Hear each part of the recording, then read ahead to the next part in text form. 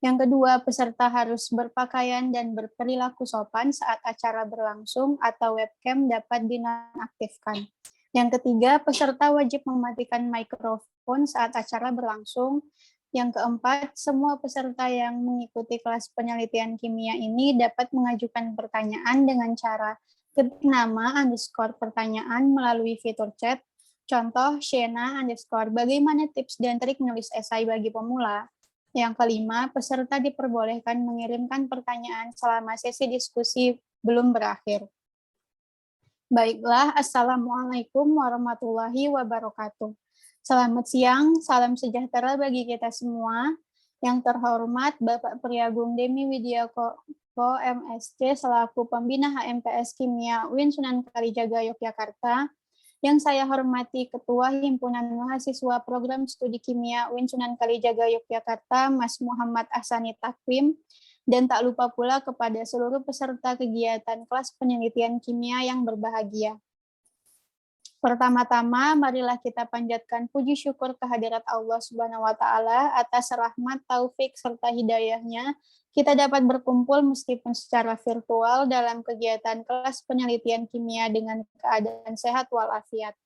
Dan tak lupa sholawat serta salam kita haturkan kepada junjungan kita Nabi Agung Nabi besar Muhammad Shallallahu Alaihi Wasallam. Semoga kita mendapatkan syafaatnya di kelak di yaumul kiamah nanti. Amin. Hadirin yang berbahagia, sebelum kita beranjak ke acara selanjutnya, perkenalkan saya Mutik Ulia Audita selaku MC pada kegiatan kelas penelitian kimia siang hari ini.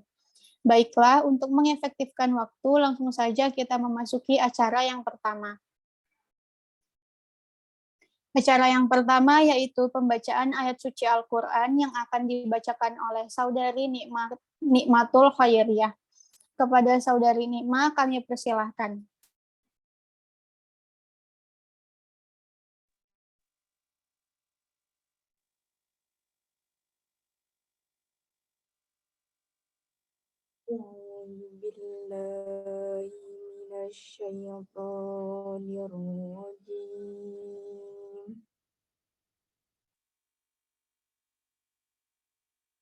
Bismillahirrahmanirrahim.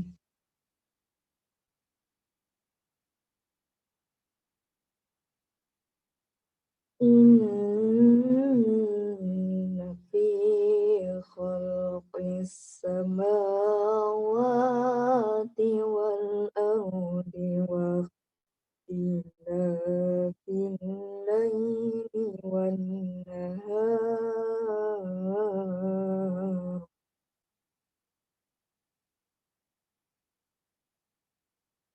wa ikhtilafil laili wan nahari ayatin li ulil albab.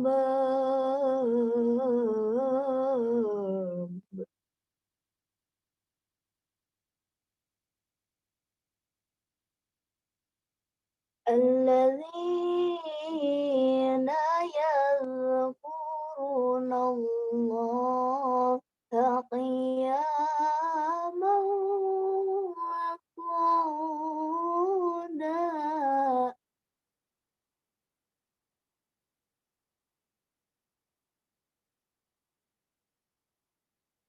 وقعودا وعلى جنوبهم ويتفكرون في خلق السماوات والأرض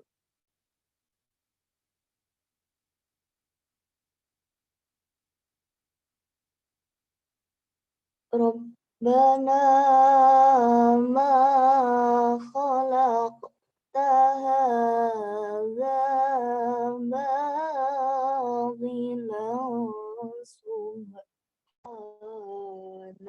فقنا عذاب النار.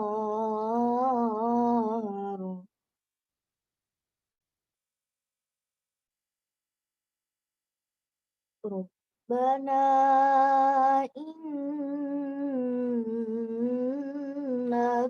man tudkhilin nara faqad akhzaita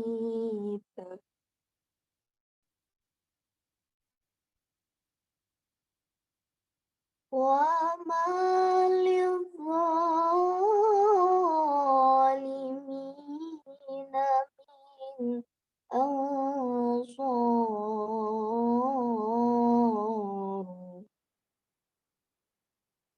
wa ma lidh-dhalimina min ansar.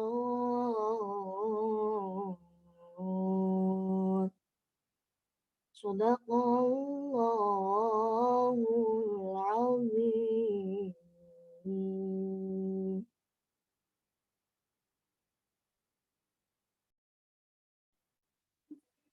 Terima kasih kepada Saudari Nikmah. Semoga yang membaca dan kita yang mendengarkan mendapat pahala dari Allah Subhanahu wa taala.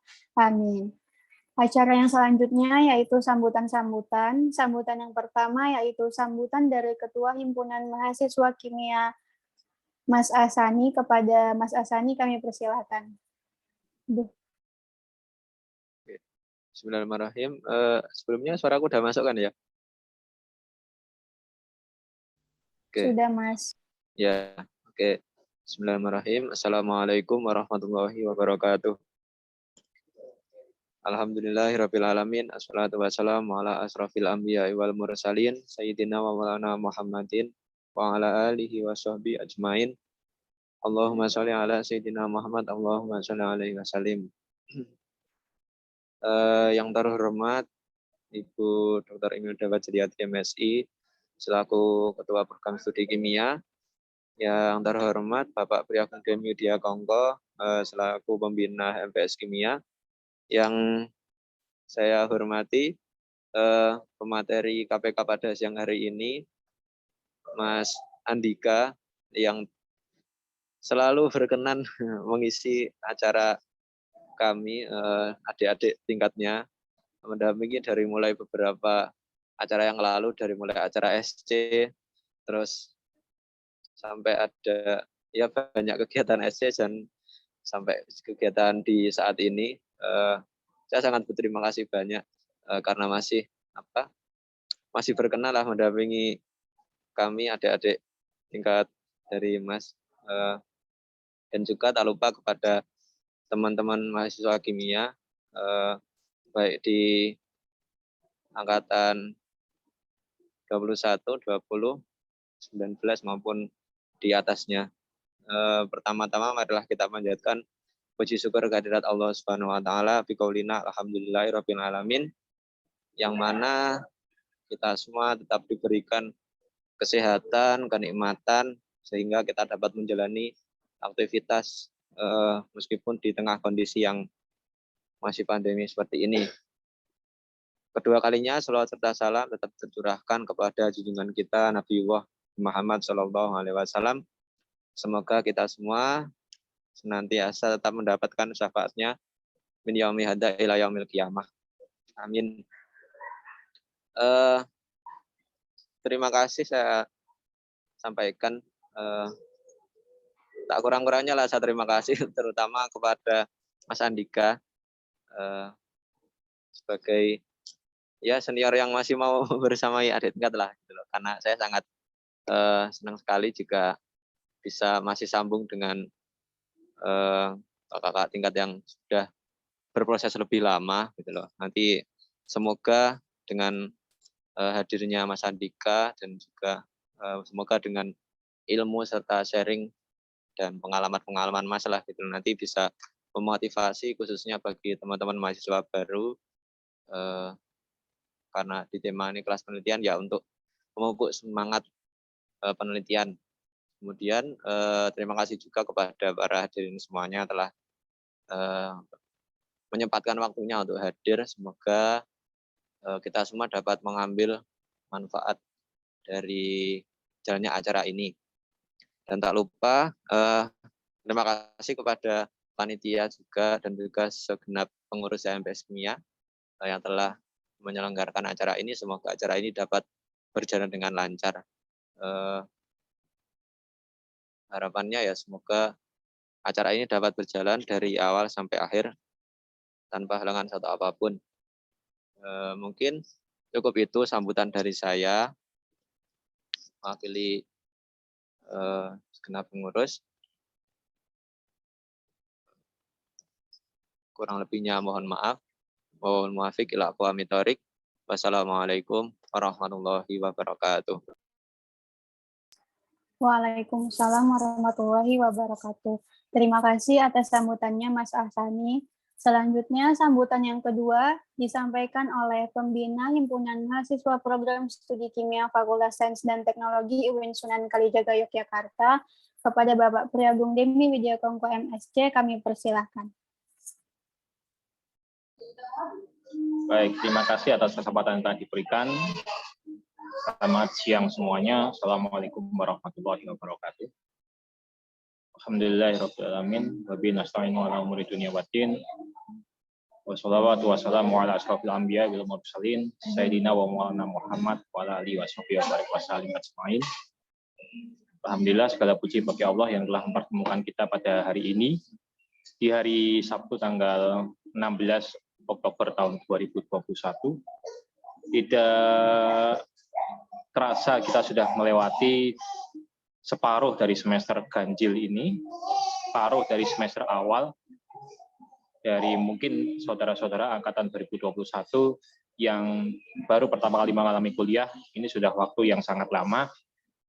Maka daripada itu kita panjatkan syukur kita kepada Allah yang telah memberikan kita usia sampai saat ini untuk bisa melakukan kuliah, melakukan diskusi, melakukan kegiatan akademik di program studi kimia Fakultas Sains dan Teknologi UIN Sunan Kalijaga Yogyakarta. Tak lupa salawat dan salam kita aturkan untuk junjungan kita Nabi Agung Muhammad Sallallahu Alaihi Wasallam. Semoga kita semuanya termasuk pengikut-pengikutnya yang nantinya mendapatkan syafaatnya di hari akhir nanti. Allahumma amin. Kemudian yang berikutnya, saya sangat berterima kasih kepada MPS Kimia yang dikomandani oleh Mas Ahsan Takwim, beserta para jajaran panitia yang telah menyelenggarakan kelas penelitian kimia pada kesempatan kali ini.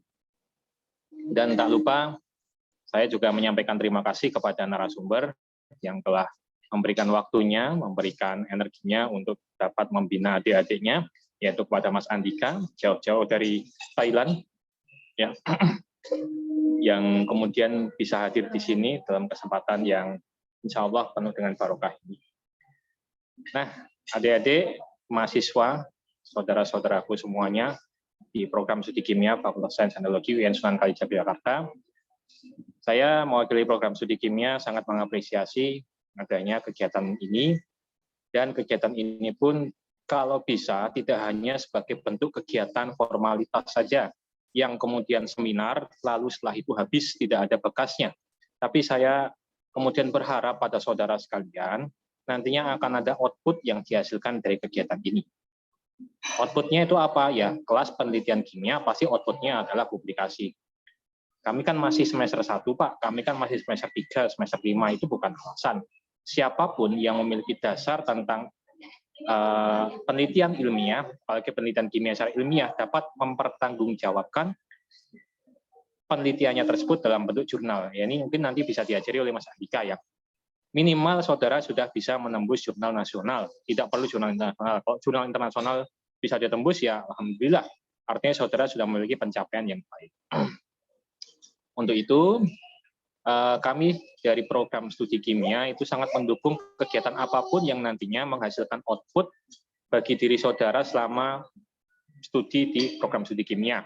Misal saudara nantinya mau ikut konferensi, saudara punya tulisan, dipublikasikan, perlu registrasi, sampaikan ke program studi kimia, insya Allah akan di-reimburse atau akan diganti. Saudara mau masukkan jurnal, memasukkan artikel ke jurnal bereputasi secara nasional, ada biaya masuknya, ada biaya registrasinya, insya Allah juga bisa diganti oleh program studi kimia. Artinya kami mendukung penuh saudara-saudara sekalian yang ada di sini, nantinya bisa menghasilkan output hasil penelitian saudara dalam bentuk publikasi ilmiah, entah itu artikel jurnal, entah itu artikel proceeding, ataupun seminimalnya saudara bisa presentasi di seminar nasional ataupun internasional dalam oral presentation ataupun poster presentation. Yang berikutnya adalah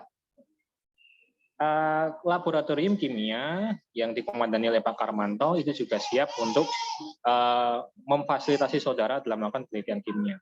Pak, nantinya di laboratorium kan nanti antri dengan yang tugas akhir, betul?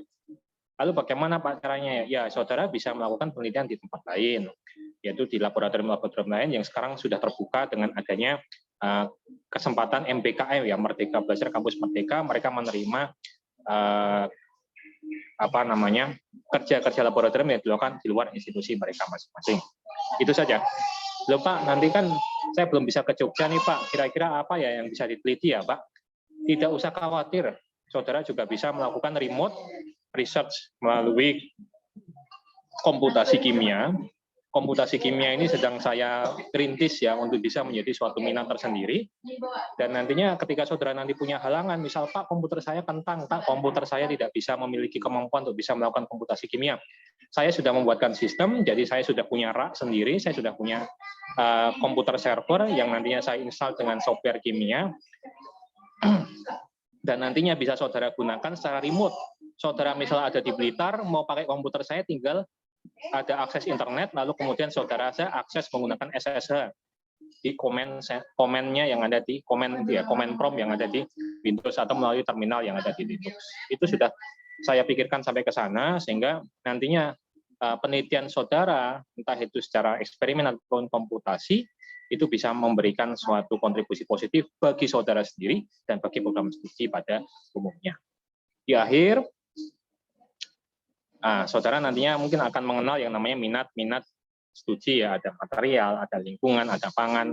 Ikuti itu dan sekali lagi dengan adanya kelas penelitian kimia ini, minat itu tidak hanya kemudian cuma mengembangkan minat dan selesai, tetapi sampai memberikan output berupa tadi yang saya sampaikan yaitu artikel.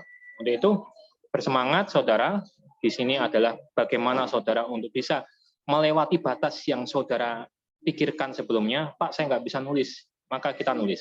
Pak, saya nggak bisa publikasi, maka kita publikasi. Pak, saya minder, Pak, nggak pede tulisan saya dibaca oleh orang lain. Mari kita membaca, mari kita menulis, maka insya Allah saudara nantinya akan menjadi manusia yang bermanfaat. Khairun nas, anfa'uhum linnas, manusia yang bermanfaat untuk manusia lain. Kok bisa bermanfaat? Karena saudara membagikan ilmu saudara itu kepada orang lain yang membaca artikel saudara nanti. Gitu. Nah, di akhir saya ingin menyampaikan apakah Bu Imelda hadir, karena kemarin sepertinya nitip ke saya untuk sekalian membuka kegiatan pada siang hari ini. Saya menyampaikan permohonan maaf dari Bu Imelda, saya wakili beliau untuk membuka kegiatan pada kali ini dengan membaca Bismillahirrahmanirrahim, kelas penelitian kimia, saya buka. Sekian yang dapat saya sampaikan. Selamat mengikuti dengan baik kelas penelitian kimia ini. Apapun nantinya yang ingin saudara lakukan dalam hubungannya dengan penelitian, akan kami dukung dengan setinggi-tingginya dukungan dari program studi kimia. Akhirul kalam, nasrum minallah wa fathum qorib wa basyiril mu'minin. Assalamualaikum warahmatullahi wabarakatuh. Waalaikumsalam warahmatullahi wabarakatuh.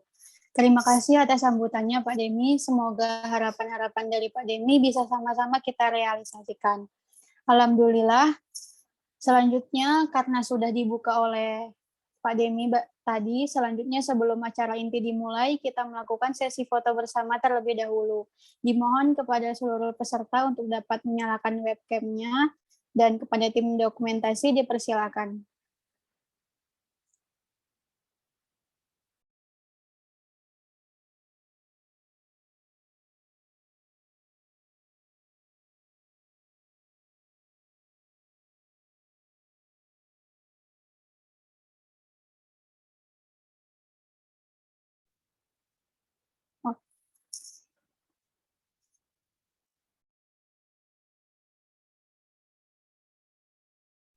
Untuk slide pertama, saya hitung 1, 2, 3.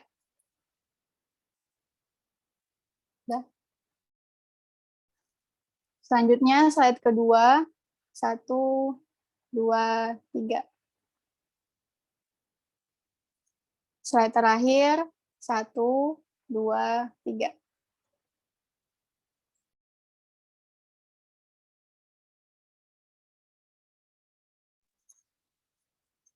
Memasuki acara selanjutnya, yaitu acara inti dari kegiatan kelas penelitian kimia siang hari ini, yang akan dipandu oleh moderator kita. Moderator kita kali ini adalah Mbak Siti Lailatul Rohmah, mahasiswa semester 5 Kimia UIN Sunan Kalijaga. Kepada Mbak Laila, kami persilahkan. Maaf, konfirmasi apakah suara saya terdengar? Terdengar, Mbak. Oke, bismillah. Assalamualaikum warahmatullahi wabarakatuh. Alhamdulillahirabbil alamin wassalatu wassalamu ala asrofil anbiya'i wal mursalin wa ala alihi wa sahbihi ajmain. Yang terhormat Ibu Dr. Imelda Fajriati MSI selaku Kaprodi Kimia UIN Sunan Kalijaga Yogyakarta. Yang terhormat Bapak Priagung Demi Widiokongko MSc selaku Pembina dari HMPS Kimia UIN Sunan Kalijaga. Yang terhormat Mas Andika Wahyu Afrianto selaku pemateri kita pada siang hari ini. Dan seluruh teman-teman mahasiswa kimia yang berbahagia. Pertama dari yang utama, marilah kita panjatkan rasa puji syukur atas kehadirat Allah Subhanahu wa Ta'ala, sehingga kita dapat melaksanakan kelas penelitian kimia siang hari ini dengan keadaan sehat walafiat. Kedua kalinya, sholawat serta salam semoga tetap tercurahkan kepada baginda Nabiullah Nabi Muhammad SAW yang akan kita nantikan syafaatnya di yaumul kiamah nanti. Amin amin ya rabbal alamin.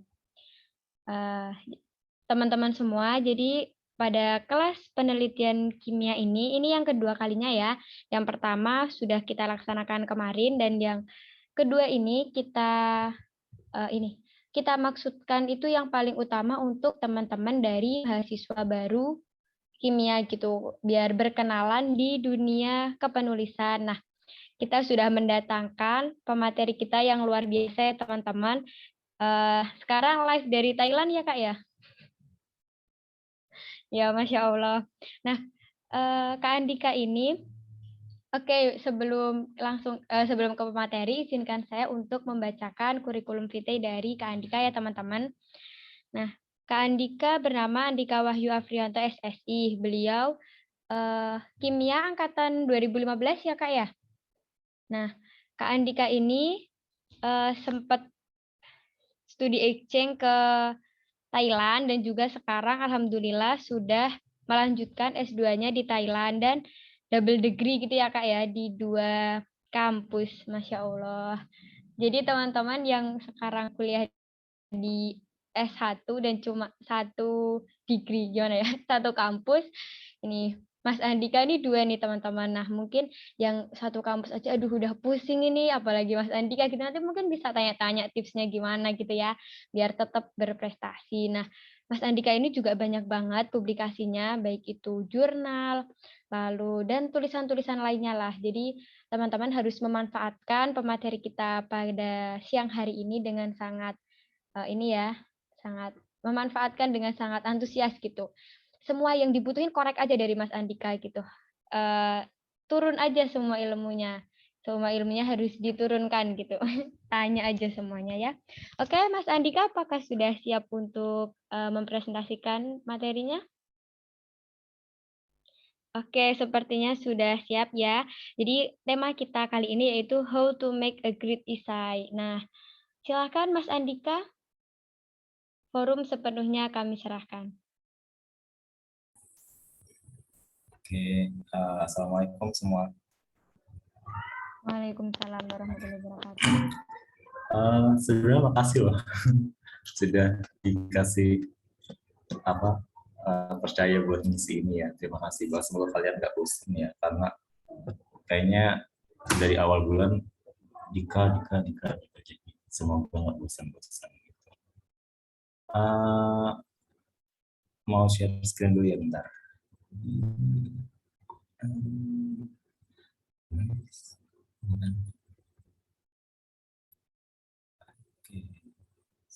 Sudah ter-share kah? Atau belum? Sudah, Kak, sudah. Oh, udah, oke. Kalau udah bentar ya. Ah, oke.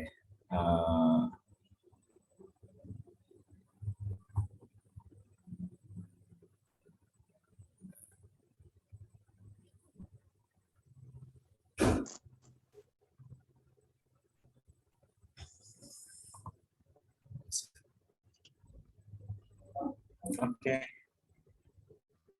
langsung mulai aja ya. Jadi temanya kan adalah how to make a great essay ya. Bagaimana cara membuat essay yang baik kayak gitu. Nah, saya presentasikan sendiri oleh saya Andika Wahyafrianto.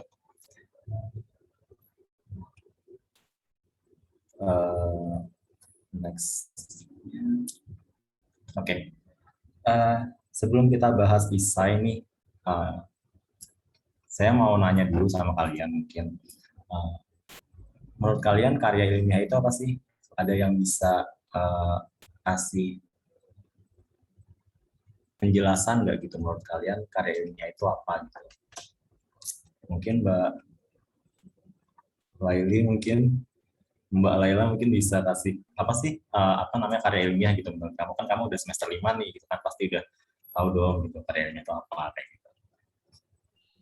Menurut kamu gitu. Apa ya, Kak?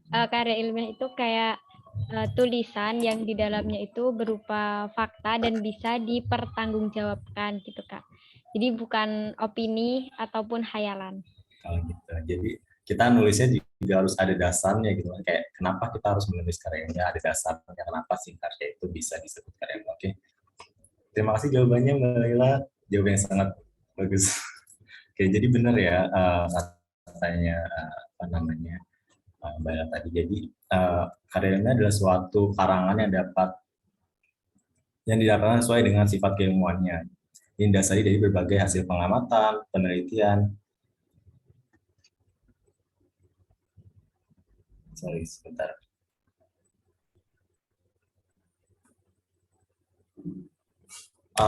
Sebenarnya saya mau nanya apakah slide-nya jalan atau enggak ya? Masih di slide 1, Kak, di saya. Masih di slide 1. Oke, saya ada trouble bentar. Right. Kenapa demikian? Masih yang di cover? Iya, masih. Sekarang pun juga masih yang di cover? Masih, Kak.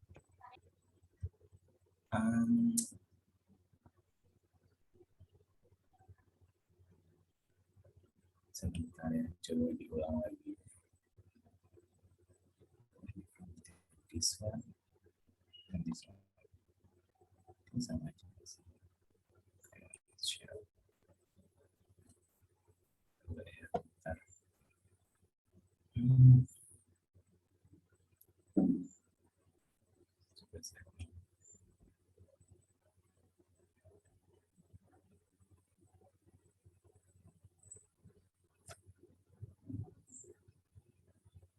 Mau ke ganti-ganti nggak? Gimana, Nggak Mas? juga. Belum. Atau dari kami yang share screen, Mas?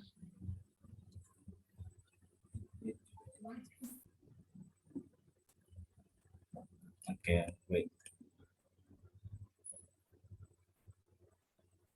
Oke, sudah.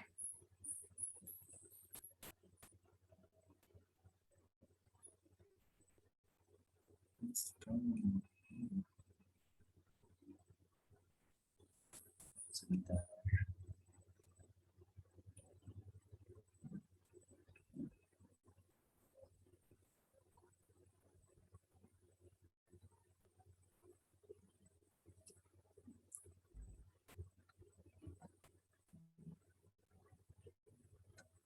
Udah keganti belum? Sudah.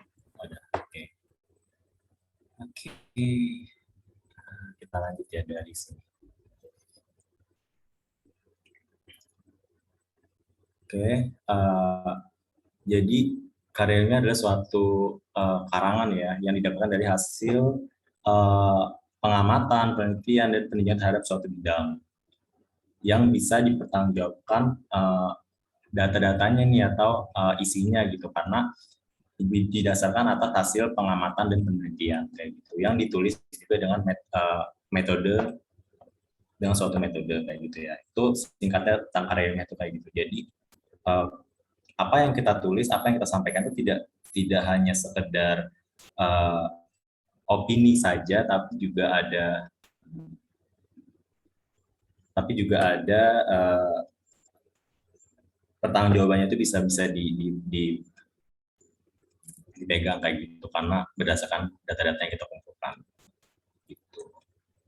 Nah, berarti kan kalau misalkan kayak gitu karya ilmiah itu kan berdasarkan pada riset ya, berdasarkan pada penelitian. Nah, ada 2 macam jenis penelitian ya teman-teman. Yang pertama itu kuantitatif dan yang selanjutnya adalah kualitatif. Bedanya apa?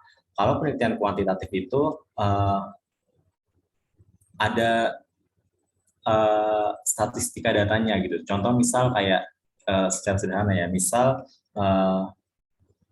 kita sebar angket atau apa kayak gitu, nanti bisa diolah tuh dari sana gitu kan hasilnya kayak gitu, atau riset-riset yang sifatnya kayak saintis kayak gitu, yang sifatnya kayak yang di jurusan kita, jurusan kimia, di jurusan fakultas saintek kayak gitu, itu riset-risetnya kuantitatif. Kalau riset kualitatif itu dia kayak misalnya studi literatur, wawancara kayak gitu-gitu yang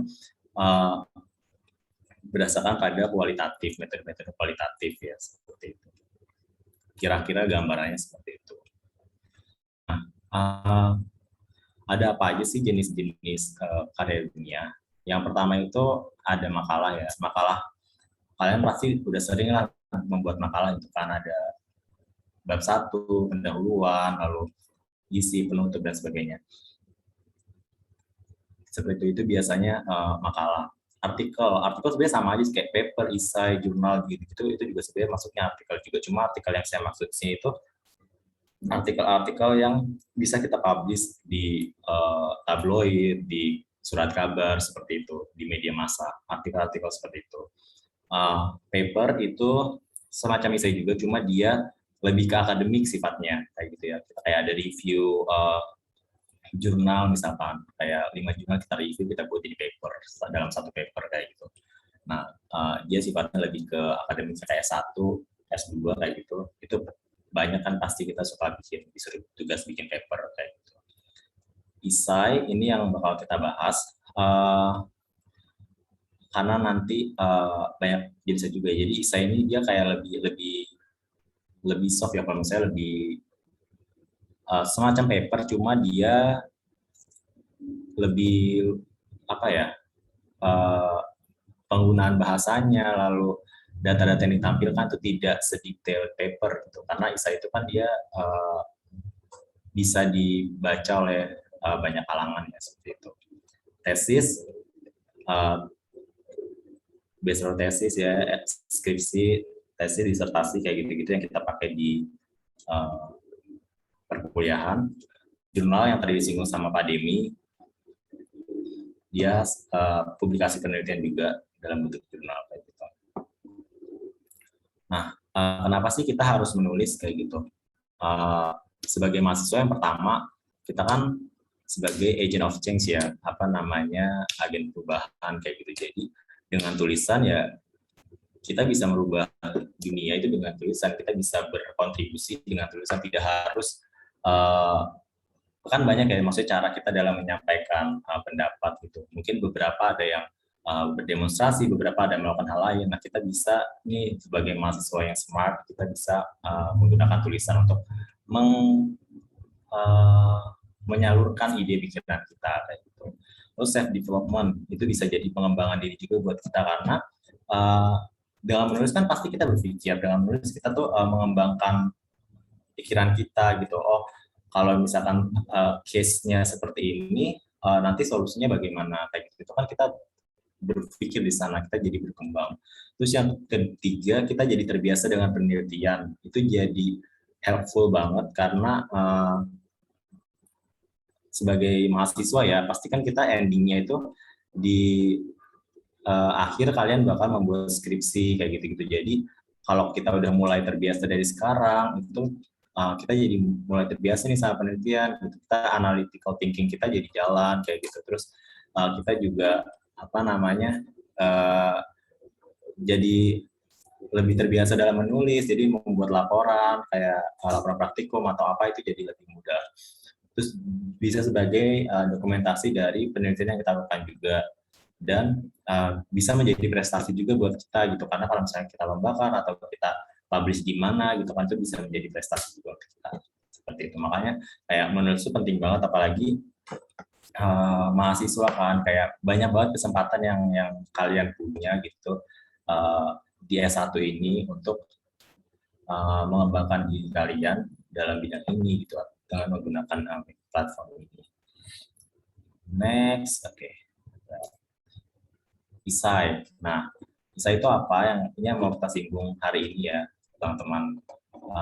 Isai itu adalah suatu karya tulis ilmiah yang menyampaikan hasil rangkaian fakta berupa hasil pemikiran, gagasan peristiwa, gejala, dan juga pendapat. Jadi yang tadi saya bilang, Isai itu lebih soft gitu, karena kita bisa berpendapat di sana, kita bisa menyampaikan pendapat, opini pribadi kita di sana kayak gitu. Karena esai itu juga banyak macamnya juga, yang tergantung nanti nih kalian mau esai-esai yang mana. Karena contohnya ya, sini saya ada esai deskriptif. Jadi deskriptif itu ya kalian menjabarkan, kalian menjelaskan tentang suatu peristiwa atau suatu keadaan atau suatu penelitian secara detail, secara gamblang kayak gitu. Terus ada juga esai yang personal. Ini kalian bisa menggunakan banyak pendapat kalian di sini, bisa mengutarakan pendapat pribadi di sini gitu. Bahkan penggunaan kata saya itu juga sangat-sangat diperbolehkan dalam esai personal ini ya kayak gitu. Terus selanjutnya ada esai kritik, ya itu kayak kalian mengkritik suatu keadaan, tapi kita nggak hanya mengkritik ya, tapi kalian juga harus memberikan solusinya, tentunya dengan hasil studi yang kalian lakukan. Gitu. Contoh misal kayak sekarang pandemik gitu kan, banyak nih kebijakan dari negara ini gitu. Kalian bisa tuh menuangkan dalam bentuk esai kritik gitu kan, menurut kalian harusnya seperti apa gitu dalam penanganannya gitu. Itu bisa kalian sampaikan di sana gitu. Tentunya dengan riset yang kalian lakukan ya, maksudnya dengan evaluasi terhadap kebijakan yang saat ini kayak gitu. Nah, sebagai catatannya, esai itu ditulis dengan bahasa yang baku pasti, harus logis, harus ringkas. Jadi tidak panjang lebar juga, tidak kalau itu adalah hasil penelitian, itu data-datanya tidak perlu yang kayak misal kalian masih data XRD gitu, nggak penting gitu. Data Excel itu nggak penting karena maksudnya orang nggak akan paham kayak gitu, karena ISA ini yang tadi saya bilang itu dibaca sama lebih umum kan. Jadi data-data yang sifatnya seperti itu tidak perlu tampilkan, makanya dia harus ringkas. Terus bermakna denotatif ya, jadi menghindari makna-makna kiasan kayak gitu. Dan dia harus runtun. Runtun tuh kayak sistematikanya jelas gitu, dari awal sampai akhir itu jelas gitu isi tulisannya seperti itu. Next, nah terus gimana sih cara kita nulis esai gitu ya? Atau yang pertama itu teman-teman bisa menentukan temanya dulu nih, kayak gitu. Kita harus tahu nih temanya gitu. Kalau misalnya teman-teman mau ikut lomba ya berarti biasanya di lomba itu kan udah ada temanya gitu, tinggal subtemanya apa kayak gitu. Nah, cuma yang jelas pertama kita harus tahu nih tema kita apa, kita harus tahu nih kita mau nulis tentang apa kayak gitu. Terus yang kedua itu membuat outline-nya, membuat outline tulisannya kayak gitu. Kayak misal di pendahuluan kalian mau jelasin tentang apa, terus nanti isinya tuh bakal kayak gimana gitu, hasilnya bakal seperti apa, simpulan kalian akan kalian buat bagaimana, itu outline seperti itu, apa poin-poin apa yang akan kalian masukkan kayak gitu. Terus mengumpulkan referensi yang relevan. Kalian bisa pergi ke perpus, nyari-nyari buku, baca-baca teorinya kayak gitu, atau kalian bisa diskusi sama dosen misal, atau sama orang yang lebih paham gitu terkait tema yang akan kalian ambil. Nah, pendapat-pendapat dari orang-orang itulah yang nanti bisa kalian tuangkan juga dalam esai gitu. Misal nanti pendapat menurut Pak Demi itu bagaimana, kayak gitu bisa dituangkan dalam esai kayak gitu. Pendapat opini personal itu bisa dituangkan dalam esai kayak gitu. Terus kalian juga harus menuliskan pendapat kalian sebagai penulis gitu kan. sebagai penulis kalian juga pasti punya pandangan pribadi kalian kan terkait case yang kalian angkat gitu. Nah itu bisa kalian sampaikan juga. Terus menggunakan gaya penulisan yang menarik perhatian pembaca. Tadi saya bilang kan kita harus ringkas gitu ya. Jadi bahasanya juga harus gaya tulisannya juga harus yang menarik orang untuk baca gitu. Jangan menggunakan bahasa-bahasa yang terlalu rumit kayak gitu yang membuat orang tidak paham dengan apa yang kalian tulis kayak gitu. Terus membuat simpulan. Jadi kalian juga harus menyimpulkan nih dari pemaparan kalian itu simpulannya itu apa kayak gitu untuk apa namanya? Untuk hasilnya kayak gitu. Outputnya. Terus yang terakhir yang memeriksa ulang tulisan kita. Jadi sebelum kita kirim itu wajib banget kita periksa gitu. Entah kita periksa sendiri atau kita tanya ke teman kita share ke mereka, minta pendapatnya gitu, apa yang kurang dan apa yang harus ditambahkan, apa yang harus dikurangkan seperti itu. Ada typo atau tidak itu penting banget memeriksa tulisan. Sebelum kita mengirim paper kita atau mengirim esai kita untuk dilombakan atau untuk dipublikasi kemana seperti itu. Nah, apa aja sih isi esai atau bagian-bagiannya kayak gitu kan. Yang pertama ada pendahuluan. Pendahuluan itu dia latar belakangnya gitu. Jadi kayak latar belakang kalian mengangkat kasus itu apa. Contohnya misal kalian mengangkat tema terkait COVID kayak gitu, pendidikan di era pandemik kayak gitu. Kalian harus bisa jelasin tuh latar belakangnya gitu. Emang sistem pendidikan saat ini bagaimana, kalau sistem online bagaimana, itu kalian jelaskan di pendahuluan kayak gitu. Terus isinya kayak gitu, apa yang mau kalian angkat dari apa namanya, dari pendidikan di era pandemik kayak gitu. Apakah online school, online kelasnya atau apanya kayak gitu, harus ada tuh, harus jelas isinya gitu, isu yang mau diangkat apa, lalu solusi kalian bagaimana atau gagasan kalian seperti apa ke depannya kayak gitu, itu harus dijelaskan di bagian isi.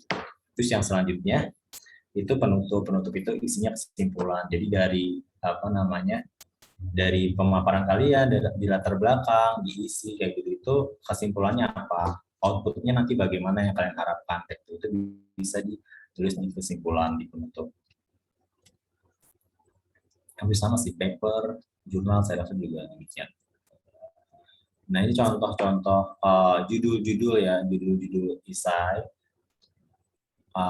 Contohnya peran mahasiswa melalui gerakan Indonesia membaca untuk membaca pendidikan Indonesia yang berkarakter, itu bisa contohnya kayak gitu. Atau kalian bisa buat kayak istilah-istilah kalian sendiri, kayak misal di sini ada yang pakai wayang hip hop kayak gitu, ada yang pakai BMW gitu, singkatan apa kayak gitu. Nah kayak gitu-gitu itu bisa kalian pakai juga, karena itu kan juga akan menarik minat orang kan, kayak iya ya gitu, apa nih BMW nih gitu kan, ternyata dia ngomongnya tentang wakaf kayak gitu-gitu. Jadi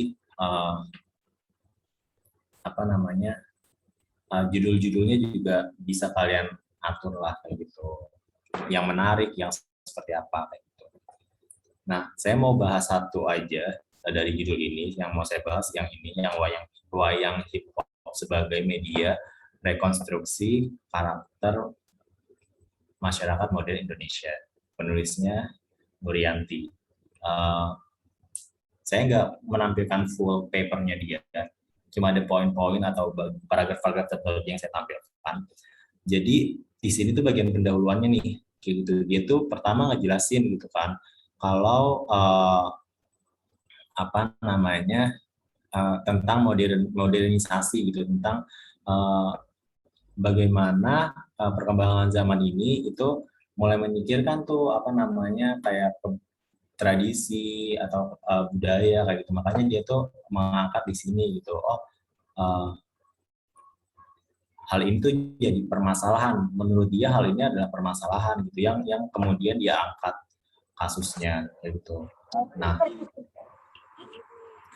selanjutnya isinya. Kan dia tadi mengangkat wayang hip hop kan sebagai solusinya dia kayak gitu. Nah, makanya dia itu di bagian isi dia menjelaskan wayang hip hop itu apa sih gitu. Dia mengidekan wayang hip hop itu seperti apa. Oh ternyata wayang hip hop itu kan dia gabungan dari dua budaya, karena tadi ada modernisasi kayak gitu kan yang mulai menyingkirkan itu. Jadi dia memadukan antara yang barat sama yang timur kayak gitu. Nah, terus dia juga selain dia menjelaskan, dia juga ini nih ngasih tahu nih, oh kalau konsepnya seperti ini nanti proses penyajiannya bagaimana gitu, penyampaian ke masyarakatnya bagaimana, pengaplikasian media ini gitu. Oh ternyata pengaplikasian medianya seperti proses pewayangan, cuman kisahnya dia lebih fleksibel, dia lebih ngikutin isu-isu yang ada di masyarakat kayak gitu, yang dikemas dalam bentuk wayang hip hop ini kayak gitu. Itu gagasan dia yang dia tuangkan seperti itu. Kesimpulannya, penutupnya dia ngebuat kesimpulan nih, oh dari media wayang hip hop ini kita bisa menggunakan sebagai media pembentukan karakter masyarakat gitu, karena bagaimana kita menggunakan budaya untuk era modern kayak gitu, menyesuaikan budaya itu dalam kebutuhan masyarakat modern untuk pembentukan karakter media. Karena tadi kan isu-isu yang diangkat dalam ceritanya itu kan adalah isu-isu yang sedang hangat dibicarakan di masyarakat seperti itu. Itu contoh saya itu kira-kira kayak gini. Dia cuma 3 bagian, cukup pendahuluan yang isinya latar belakang kalian, masalah yang mau kalian angkat itu apa, lalu habis itu isinya itu kayak tentang penjelasan kalian, ide kalian, pendapat kalian itu dituangkan di sana. Terus yang selanjutnya penutupnya, kesimpulannya, outputnya yang kalian harapkan itu apa gitu. Kalau dia kan di sini wayangnya dia outputnya adalah sebagai media pembentukan karakter di masyarakat modern seperti itu. Kira-kira demikian. Nah, terus kalau misalkan kita mau based on penelitian, misal di UIN nih gitu, kan kita mau nuangin penelitian untuk riset gitu, kita bisa ngelakuin apa aja. Yang tadi Pak Demi bilang itu kan kampus sudah mendukung ya, sekarang sangat mendukung gitu. Jadi dan emang dari dulu juga udah lumayan kayak gitu. Jadi kalian bisa banget nih ngelakuin penelitian di kampus untuk nanti misal kalian tulis dalam bentuk paper, entah itu esai atau jurnal kayak gitu. Bisa penelitian pribadi, penelitian sendiri kayak gitu ya. Kalian bisa nge-lab kayak tadi Pak Demi bilang, nge-lab di lab kita atau misalkan nge-lab di kampus lain gitu. Atau misal kalian mau studi literatur aja gitu, misal baca-baca di perpus, ngumpulin materi sendiri itu juga bisa. Atau bisa ikut proyeknya dosen, misal kalian ikut KKN misal ke yang di kebun buah atau KKN yang di mana kayak gitu kan pasti ada proyek kan di sana gitu, proyeknya dosen. Nah itu bisa kalian tuangkan nanti dalam tulisan juga, bisa kalian tuangkan dalam bentuk esai, hasilnya itu apa, hasil studi di sana saat kalian ikut proyek itu apa gitu. Atau kalian bisa apply anggaran ke LPPM, karena di LPPM juga ada anggaran untuk penelitian mahasiswa kayak gitu. Nah, terus kalau misalkan yang di luar UIN bagaimana? Kalian bisa kerjasama gitu. Kayak cooperative research kan kerjasama gitu sama institusi lain atau sama apa gitu. Karena kan banyak juga jurnal-jurnal gitu ya yang dia itu penulisnya itu lebih dari satu instansi kayak gitu. Itu bisa juga kalian manfaatkan ya kalau kalian punya link atau punya channel untuk ke arah sana. Atau kalian bisa manfaatin program-program UIN yang kerjasama gitu kan, banyak juga kerjasama sama kampus lain juga kan, misal student exchange atau apa gitu, nanti bisa ikut programnya terus doing research di sana kan, itu juga bisa. Jadi nanti hasil studinya, hasil kajiannya itu yang nanti kalian tulis gitu, entah dalam bentuk jurnal atau dalam bentuk esai yang kemudian nanti kalian publikasikan entah di perlombaan, di kompetisi atau di conference atau yang lain sebagainya kayak gitu. Nah, tipsnya tadi kalau kita nulis esai tapi datanya itu atau penelitiannya itu science banget gitu ya, yang mungkin yang kimia banget gitu penelitiannya. Nah, sajikanlah data atau hasil studinya dalam bahasa yang ringkas dan mudah dipahami masyarakat ya. Tadi misal kalian penelitian nih, terus kalian misal pakai infrared atau pakai apa gitu. Nah, kan apa namanya penyajian datanya kalau misalkan kita nyajiin kayak gitu di bentuk esai itu pasti bakal susah dipahami masyarakat gitu. Yang ada orang bingung baca tulisan kita gitu kan, makanya intinya saja gitu. Misal kalian bikin adsorban gitu, kalian nggak perlu tuh nyajiin daya serapnya di apa sekian ppm kayak gitu ke hasil tulisan esai kalian, nggak perlu gitu, karena itu akan membuat orang bingung. Kalian cukup kayak bilang oke, bahan ini bisa dijadikan sebagai adsorban, sebagai apa namanya untuk menyerap limbah atau apa kayak gitu. Tapi kalau misalnya kalian rilisnya dalam jurnal, hal seperti itu harus dijelaskan secara detail kayak gitu. Karakterisasi yang dilakukan harus dijelaskan secara detail. Itu bedanya sih. Next. Nah, terus gimana sih ya kan apa namanya merencanakan ya perkuliahan kalian atau perkuliahan kita gitu. Yang pertama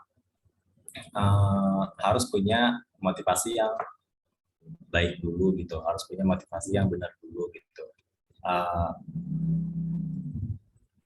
Kayak kalian harus tahu nih gitu niat kalian gitu ke Jogja kan ke UIN gitu buat kuliah gitu kan, nggak perlu apa namanya nggak perlu minder misal aku kan ke UIN cuma misal karena apa namanya nggak diterima sama kampus tangga gitu, nggak perlu minder kayak gitu, karena kan sekarang udah kampus merdeka juga kan, maksudnya akses kalian untuk belajar atau untuk merasakan internship atau apa gitu di tempat lain kan juga sangat mudah gitu. Jadi motivasinya harus dikuatin dulu gitu.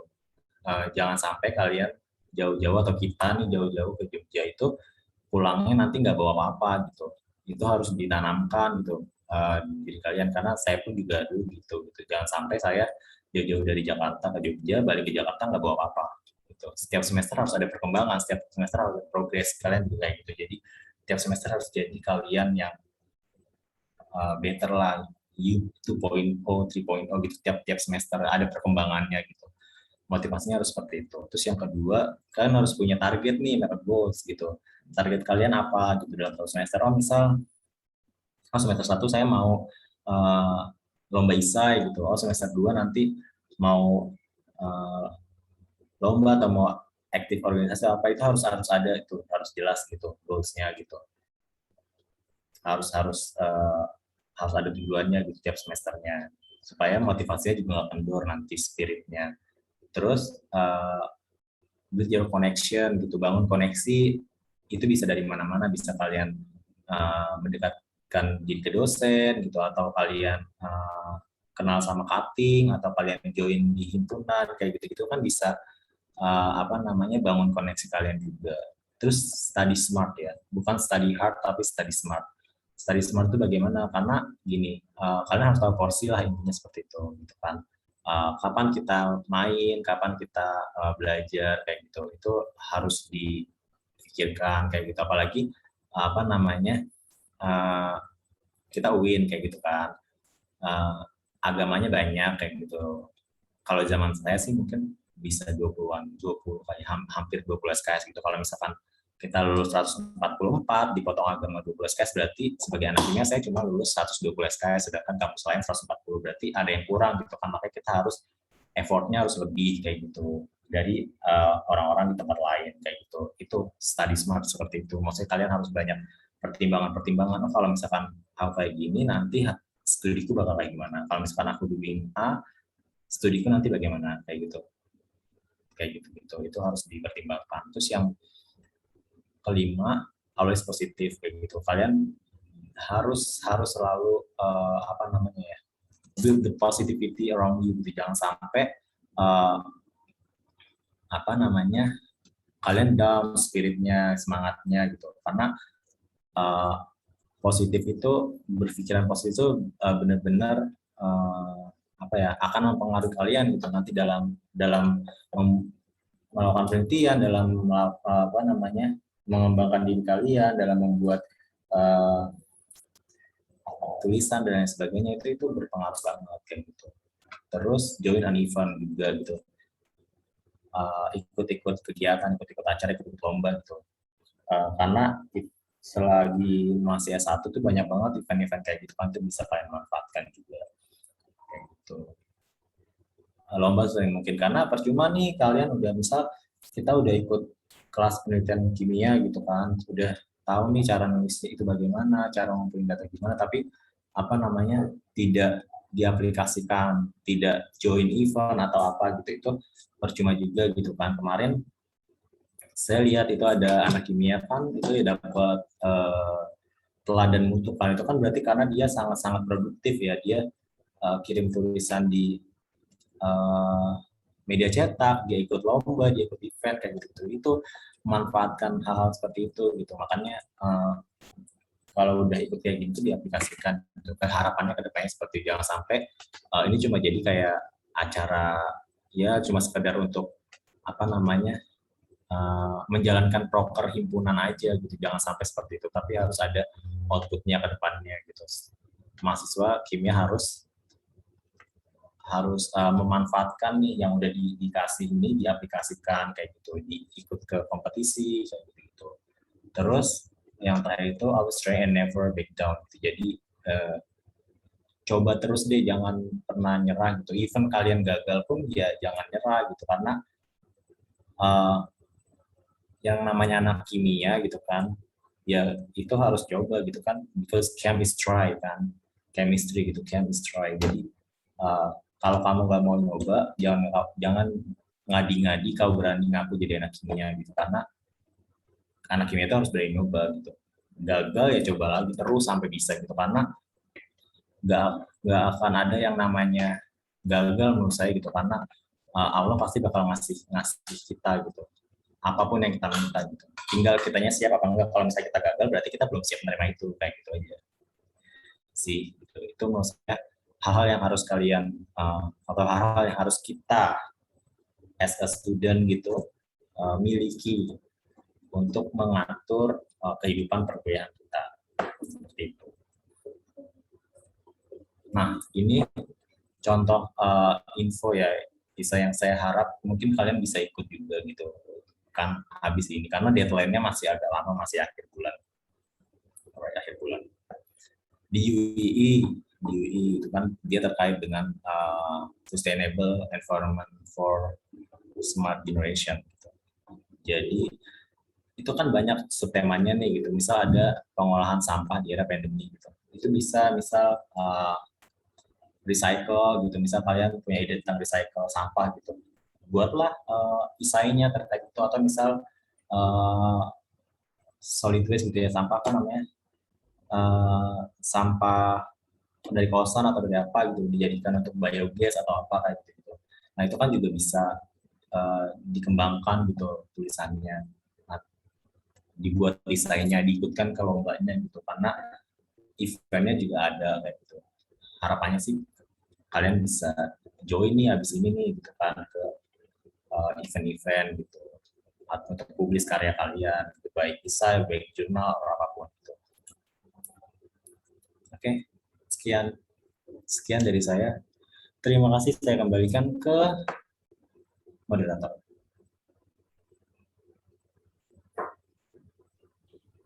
Baik, terima kasih Mas Andika yang telah menyampaikan beberapa materi mengenai esai ya teman-teman.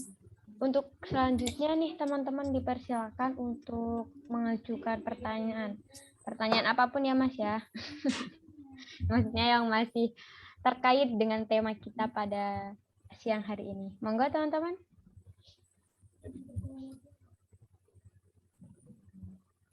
Ada yang ingin bertanya?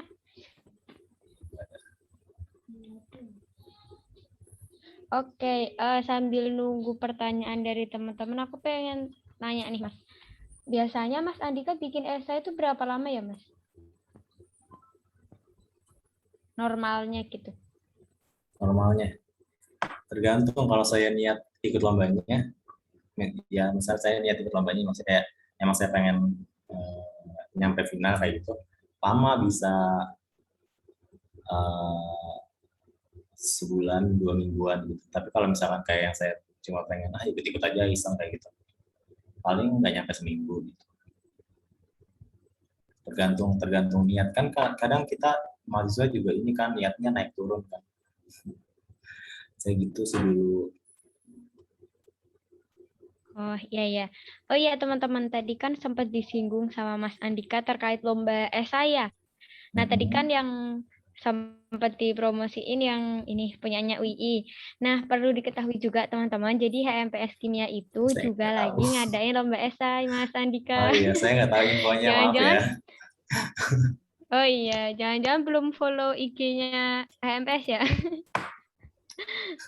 Follow. teman-teman bisa di-follow ya. IG-nya itu CFC Winsuka gitu. Nah, lomba Oh, esai ini juga deadline-nya juga masih lama. Jadi yuk dikepoin gitu. Ada beberapa subtema juga gitu. jadi teman-teman ikut Teman-teman ke jadi nih. lomba CFC diikuti ya teman-teman kimia. Maba S1 kimia, PKDMB-nya ikut itu ya, ikut lomba esai. Gimana teman-teman? Setuju gak nih sama tantangan dari Mas Andika? Oh iya, terkait hal itu kalau misalkan nih Mas, misal dari teman-teman maba nih pengen ikut lomba, terus bingung nih mau tanya ke siapa gitu. Tanya ke Mas Andika kira-kira boleh nggak? Misalkan Mas minta tolong reviewin esaiku dong atau gimana gitu. Ya nggak apa-apa, nggak apa-apa.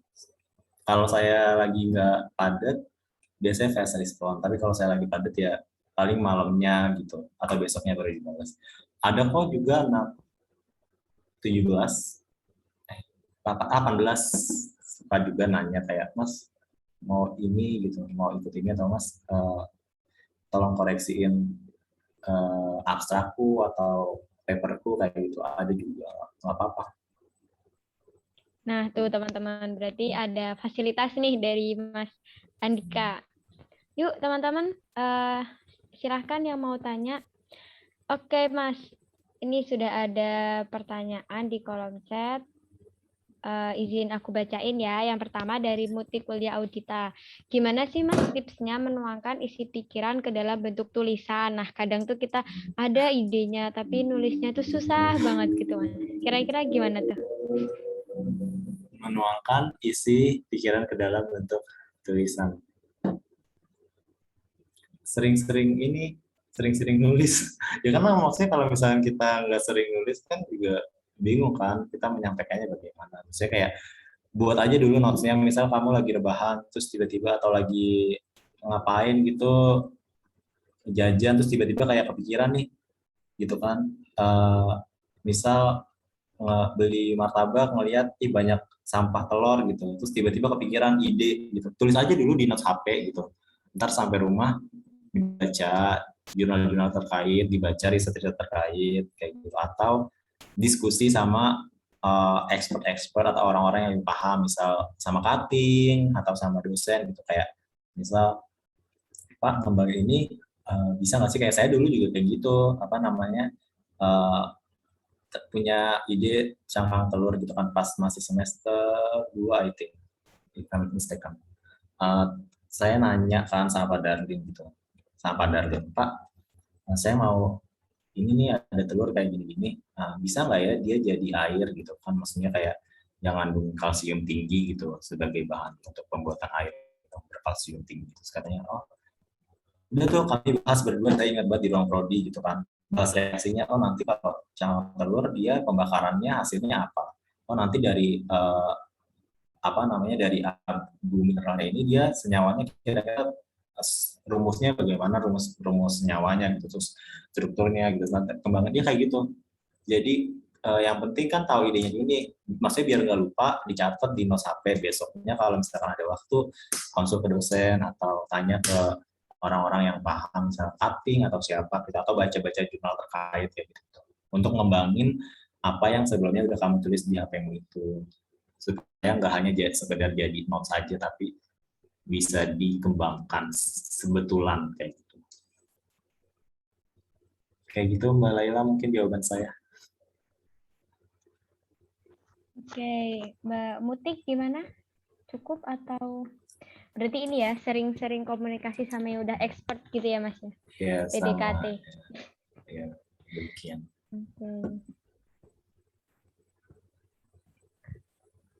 Oke ya, mungkin cukup untuk pertanyaan dari Mutik. Selanjutnya ini ada yang curhat, Mas. Dari Indah. Izin bertanya, Mas, tapi diawali curhat dulu ya. Saya itu kaum rebahan, Mas, tapi pengen banget punya sebuah karya yang bisa dipublikasikan. Rasa mager di dalam diri saya untuk membaca artikel jurnal ilmiah masih tinggi, dan kebanyakan jurnal itu menggunakan bahasa Inggris. Sedangkan bahasa Inggris saya masih noob, Mas. Bagaimana cara melawan mager, bosen dalam menulis karya ilmiah? Dan satu lagi, tips dan trik buat menjemput ide atau topik untuk menulis sebuah karya ilmiah itu gimana? Silakan.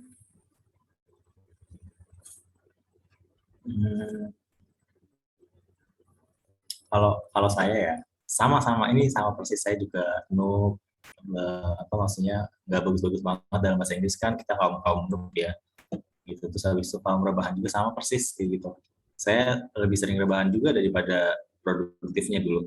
Cuma itu tadi motivasinya dikuatin dulu gitu. Maksudnya gini, saya ngelihat teman-teman saya pada saat itu ya, pada saat saya S1, kebetulan angkatan saya itu agak-agak gitu ya orang-orangnya, maksudnya angkatan 15 tuh terlalu cetar menurut saya jadi insecure gitu kan.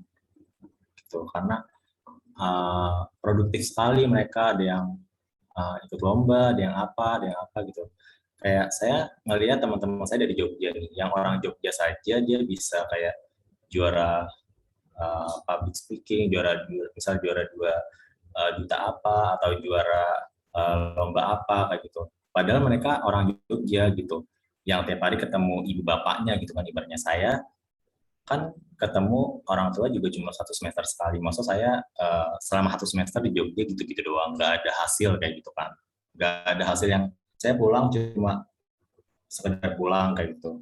Nggak mau juga gitu. Makanya tadi saya bilang motivasinya tuh dikuatin dulu gitu. Jangan sampai kita jauh-jauh nih ke Jogja, ke UIN, cuma gitu-gitu aja, nggak ada hasilnya. Makanya pertama motivasinya dulu kayak gitu kan.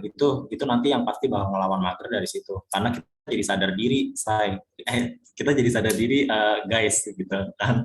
Kita jadi sadar diri nih gitu kan. Makanya dari situ gitu. Terus untuk melawan magernya itu, terus kalau problem bahasa Inggris ya itu mau nggak mau harus kita lawan, kita harus praktis gitu. Kita harus ya baca-baca apa namanya jurnal, karena itu kebutuhan kan. Maksudnya nanti kita skripsi bakal kayak gitu. Kalau misalkan kita nggak belajar dari sekarang, itu nanti kita bakal kelabakan di akhir gitu. Jadi mau nggak mau belajar sendiri gitu, kayak baca aja gitu. Kalau nggak ada yang nggak paham, di ini loh, kayak ditulis di atasnya artinya tuh apa gitu. Jadi nanti bisa dibaca ulang kayak gitu. Kayak gitu. Terus cari partner. Dulu saya tuh ada kelompok gitu loh, kayak dulu saya, Syafri, sama Lia kayak gitu kan, bertiga. Kami sering apa-apa barengan gitu. Jadi misal yang satu punya ide nih kayak, aku punya ide kayak gini nih gitu. Terus kita cari lombanya gitu. Ntar kita nulis bareng kayak gitu bertiga atau berdua. Kadang saya sama Syafri doang juga kayak gitu. Sampai kadang karena kami sering kayak gitu kan, jadi ada aja gitu kadang dosen nawarin, kayak Pak Irwan pernah nawarin juga, ini Bapak punya proyek kayak gini-gini, kalian tulis ininya ya, nanti kirim ke sini gitu, ke lomba ini gitu. Bisa kayak gitu juga, jadi cari partnernya gitu. Kalau kalian mager sendiri, cari partnernya. Karena kalau ada teman kan, kadang kita kayak gitu kan, kita baru gerak kalau ada teman kan. Karena kayak malu juga kan, kadang teman kita produktif, kitanya males-malesan kayak gitu. Saya kayak gitu dulu gitu. Jadi saya pertama ya motivasimu, kedua cari partner. Saya dulu selalu barengan sama Syafri. Kalau ada apa-apa kayak, tahu kan Syafri gitu, dia juga suka ngisi-ngisi juga kayak gitu. Sama dia. Kalian juga gitu tuh, misal siapa ini Indah gitu, misal sama Mbak Laila gitu berdua gitu kan. Buatlah kalian paper atau apa gitu, nulis bareng kayak gitu. Diskusi bareng kayak gitu. Gitu sih. Gitu. Oke, Indah, masih ada atau cukup? monggo teman-teman yang lain apabila ada pertanyaan, yuk teman-teman maba nih belum kelihatan suaranya. Gak usah malu-malu, kita diskusi santai aja. Oh iya, buat maba nih, misal nggak apa-apa, misal kayak nggak ada alasan gitu. Kan saya maba gitu, masa udah buru-buru banget sih nulis-nulis esai atau nulis-nulis paper atau mulai kayak gini-gini gitu. Nggak apa-apa. Saya dulu itu eh, Oktober saya tuh udah ikut lomba waktu maba semester 1 gitu. Saya bolos UTS Kalkulus 1 pada saat itu buat final ke Jakarta. Nggak apa-apa, maksudnya kayak ya semakin cepat kalian mulai semakin baik kayak gitu. Jadi nggak apa-apa, maba juga nggak ada hukumnya gitu. Misal maba haram ikut kayak gini, nggak ada. Selagi masih muda, selagi kita bisa mulai secepat mungkin, nggak apa-apa. Ya, betul ya teman-teman. Yuk yang maba semangat. Yang udah semester tua nyimak. Enggak juga. Ya. Canda-canda. Ada pertanyaan lagi dari Latifah, Kak. Apa kendala terbesar dalam menulis? Kendala terbesar menulis apa, Mas, selain mager? Nah, itu dari Mas Andika. Dan gimana cara Mas untuk mengatasinya? Silakan, Mas. Kendala menulis terbesar saya gitu ya. Selain mager. Selain mager itu kadang emang mager doang sih, kadang kan. Kendalanya itu paling ini loh, kayak kita kadang pengen nulis tapi kita tuh banyak kerjaan gitu, kayak apa namanya, tugas kuliah belum, laporan praktikum belum gitu. Jangankan mau apa namanya, mau ikut lomba-lomba bikin esai apa gitu kan, praktikum aja kita ngerjain kadang H-1 laporannya baru dikerjain gitu kan. Jadi kayak yang kayak gitu-gitu kan, namanya anak kuliah terbentrok juga banyak kegiatan dari himpunan, ada jadi panitia apa ini itu gitu. Jadi kayak kesibukan kita itu kan, karena jadinya membuat itu mager kayak gitu. Terus yang sama kalau nggak ada temen kan kayak males juga kadang. Saya juga kadang malas kalau nggak ada temennya gitu, kayak pengen ikut nggak ada teman itu kayak malas kayak gitu. Makanya cari teman, saya bilang cari teman buat apa namanya, buat jadi partnermu untuk urusan-urusan kayak gini gitu. Saya dulu kalau nggak ada partner nggak bakal kayak gini gitu. Terus cara mengatasinya gimana ya, cari partner tadi, cara ngatasin cari partner. Jadi apapun saya dari dulu sama si Syafri itu berdua terus gitu. Saya ke Thailand, saya nggak exchange Thailand pun nggak akan ke sana kalau si Syafri nggak daftar gitu, karena saya maksa dia daftar, temenin saya daftar, kita daftar bareng berdua kayak gitu. Kayak gitu, harus ada partnernya gitu, biar nggak males, biar ada semangatnya gitu.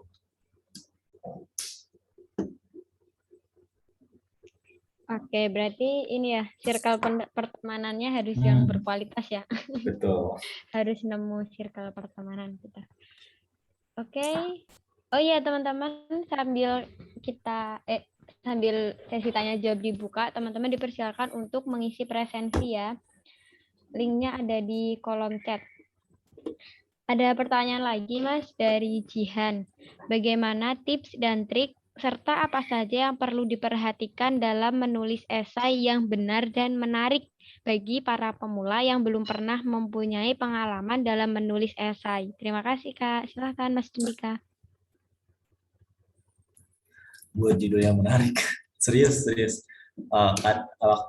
Karena kalau judulnya unik itu biasanya orang menarik untuk baca gitu kan. Kayak tadi kan ada tuh yang pakai judul disingkat-singkat gitu atau bikin istilah sendiri kayak gitu, itu kadang bikin menarik buat dibaca gitu. Terus buat idenya tuh jangan apa namanya pasaran ya, jangan mainstream gitu. Itu biasanya juga menarik untuk orang untuk baca kayak gitu. Kayak waktu itu saya pernah yang semester 1 final ke Jakarta itu ada orang yang dia tuh bikin media pakai artificial intelligence kayak gitu. Terus ada juga yang dia tuh apa namanya, bikin buku buat jadi medianya dia kayak gitu-gitu. Pokoknya ada yang pakai sosial media juga, kayak waktu itu Instagram kan baru booming, baru pada saat itu, tahun saya itu Instagram itu baru mulai banyak dipakai kan, kayak nah itu juga ada yang ngembangin itu kayak gitu-gitu, mengaplikasikan itu kayak gitu-gitu. Jadi idenya cari ide yang tidak pasaran, judulnya dibuat yang menarik supaya banyak yang mau membaca gitu dan tertarik kayak gitu. Itu sih perhatikan dalam menentukan ide dan mencari judul yang menarik kayak gitu. Terus di kan Isa itu boleh nampilin statement pribadi kan, saya bilang tadi Isa itu sangat-sangat boleh nampilin atau nulis opini pribadi. Jadi tulis aja tuh opini kalian gitu di paragraf awal. Jadi paragraf awalnya dibuat yang menarik, kayak terkait opini kalian gitu. Misal kalian mau bahas tentang Bhinneka Tunggal Ika gitu, ya udah kalian jabarin aja tuh Bhinneka Tunggal Ika atau apa sih gitu yang dalam pandangan kalian kayak gitu. Misal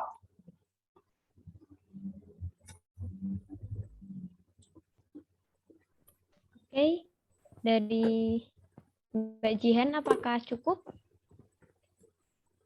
Atau ada tanggapan?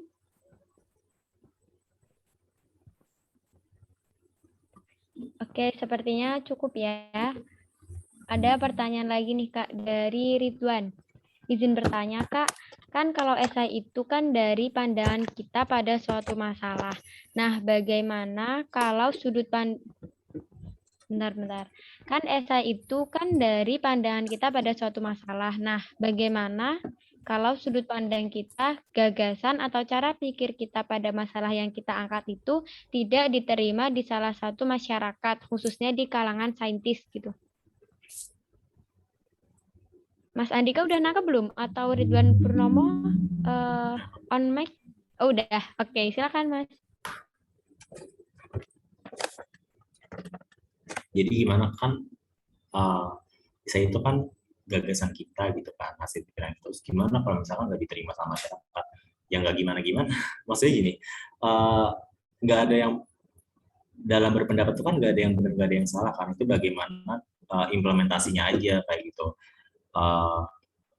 Cuma kita kan di sini menghadirkan opsi kan. Kita ngeliat ada problem, kita ngeliat ada masalah gitu. Kita apa namanya, menyediakan opsi nih, kita menyediakan solusi gitu. Dari pandangan kamu, Ridwan, dari pandangan si Ridwan, berdasarkan hasil studi literatur kamu, berdasarkan misal apa namanya, wawancaramu, diskusimu dengan banyak pihak terkait itu, kamu bisa menyimpulkan, oh seharusnya kita seperti ini, A, B, C, D gitu. Saat misalkan tidak sesuai sama suatu kalangan masyarakat, ya sudah gitu. Ya mungkin memang mereka tidak apa namanya, atau ide kita tidak bisa diaplikasikan di mereka gitu. Tapi kan belum tentu di lingkungan yang lain akan demikian kayak gitu. Karena ya kayak contoh aja gini ya, misal contoh gitu, kayak kita punya apa namanya KRL sama MRT gitu. Itu kan terserah orang gitu, dia mau naik yang mana gitu. Kita punya misal mobil pribadi sama transportasi umum gitu. Kan itu terserah orang kan, dia mau menggunakan yang mana gitu. Dia mau menggunakan transportasi publik atau dia mau menggunakan mobil pribadi kayak gitu. Kan nggak ada paksaan juga gitu, nggak ada yang memaksa kita untuk oh kita harus pakai ini, oh kita harus pakai ini, enggak.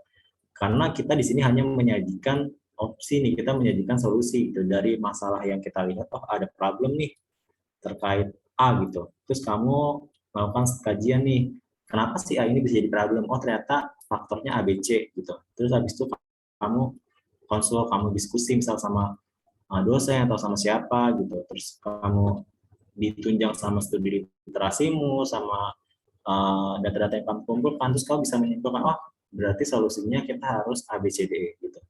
Terus saat masyarakat tidak bisa menerima itu, ya sudah. Gitu. Karena itu hanya sekedar opsi, gitu. Nggak gimana-gimana, gitu. Gitu sih. Oke, dari Ridwan Purnomo cukup atau?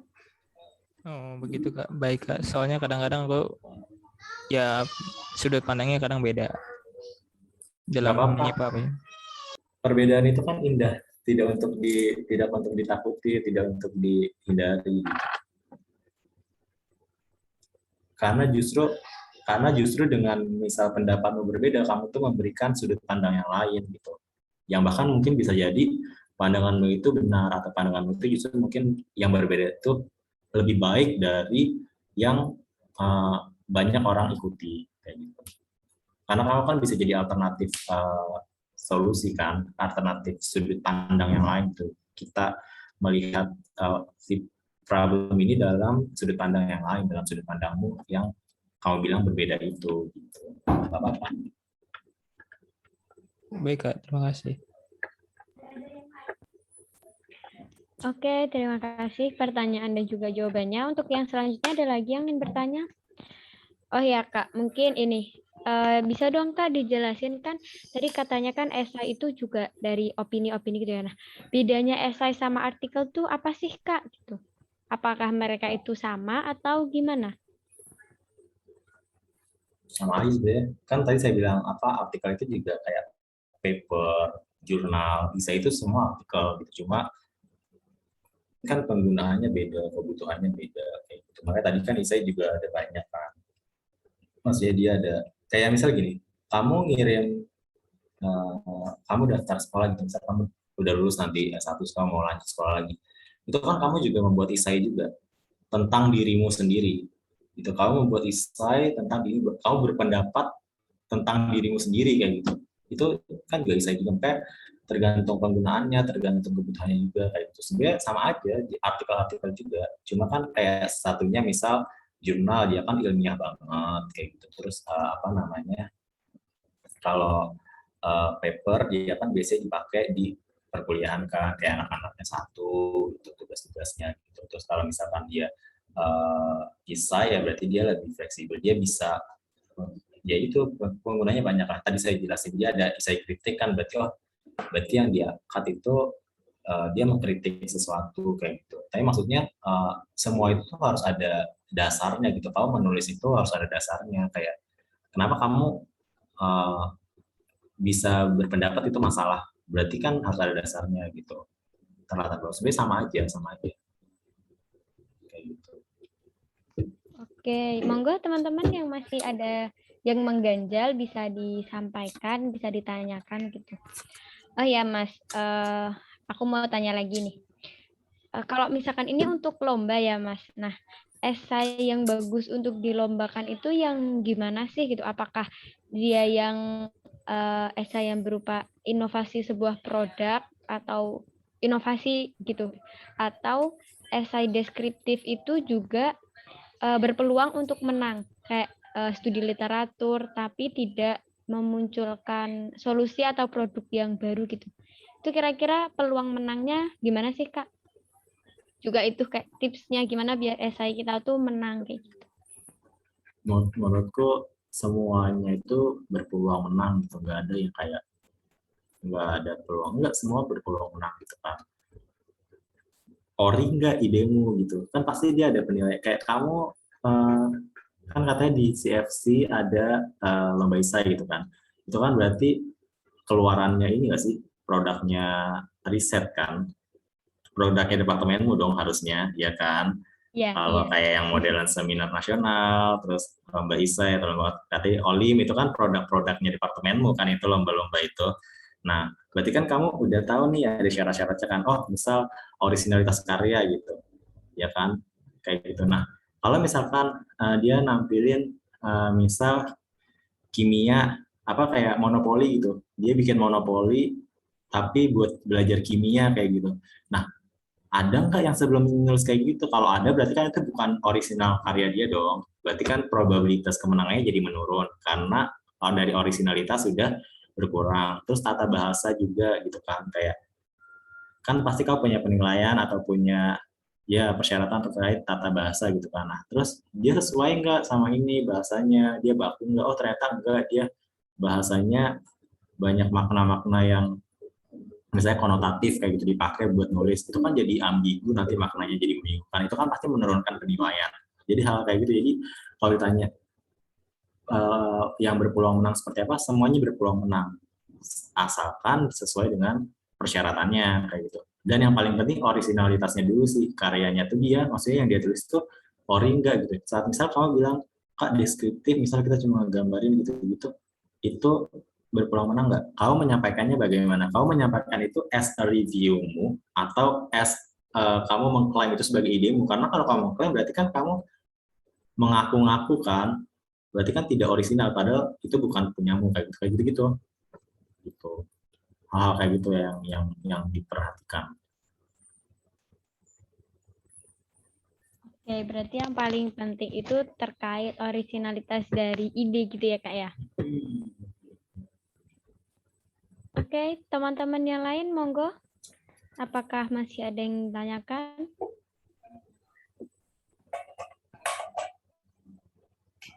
Enggak dari maba deh, dari yang angkatan 2020, 2019 juga boleh. Oh ya, sama mengingatkan ulang terkait yang belum absen, dipersilakan untuk mengisi presensi ya di kolom chat linknya.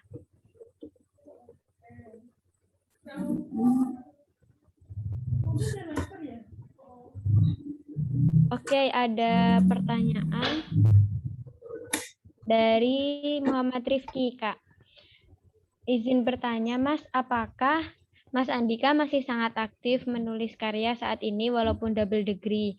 Nah, jika masih sering menulis, bagaimana cara Mas membagi waktu antara double degree-nya dengan menulis karya-karya tersebut? Bagaimana cara membagi waktu kuliah dengan double degree-nya juga, Mas? Nah, informasi juga, ini mahasiswa double degree juga Kak ini. Tapi dia S1 double degree-nya. Oh iya? Ya, Rifki bisa on mic, silakan kalau misalkan mau langsung curhat. Sama apa? UIN sama apa? Wih. Ya, Mas, iseng-iseng sebenarnya kemarin daftar di D3 Teknik. Oke. UPN. Berarti UIN sama Kimia UIN sama D3 UPN. Iya, Mas. Oke. D3 Teknik Kimia? Enggak. Iya, Teknik Kimia. Oh, Teknik Kimia. Sebidang lah ya. Iya, Mas. Interesting. Oke. Saya masih cukup lumayan tapi nggak yang menulis banget sih. Cuma ada memang, karena kemarin juga gue email sempat menyuruh juga, Dika tolong submit paper ke sini gitu, ya udah nulis aja gitu kan, karena disuruh. Cuma maksudku apa namanya, kadang kan kita juga sibuk juga kan, maksudnya kamu juga pasti merasakan lah gitu kan kalau kuliah di luar kampus bagaimana. Sebenarnya even saya tuh nggak yang double degree juga sih, kayak saya lebih ke joint degree gitu, jadi kayak mungkin nggak seberat kamu ya, kalau kamu kan kayak kalau saya tuh kayak gantian gitu kuliahnya gitu, jadi kayak semester ini saya masih di Camp UTT tapi sama di Tamasat juga, cuma di Tamasnya nggak terlalu ini gitu. Kalau semester depan itu udah full di Tamasa sampai graduate gitu. Kalau kamu kan mungkin emang dua-duanya kan tiap semester di UIN UPN kayak gitu. Kalau saya nggak yang seperti itu, jadi lebih fleksibel mungkin dibanding kamu. Makanya mungkin saya bisa menulis kayak gitu. Kalau apa namanya?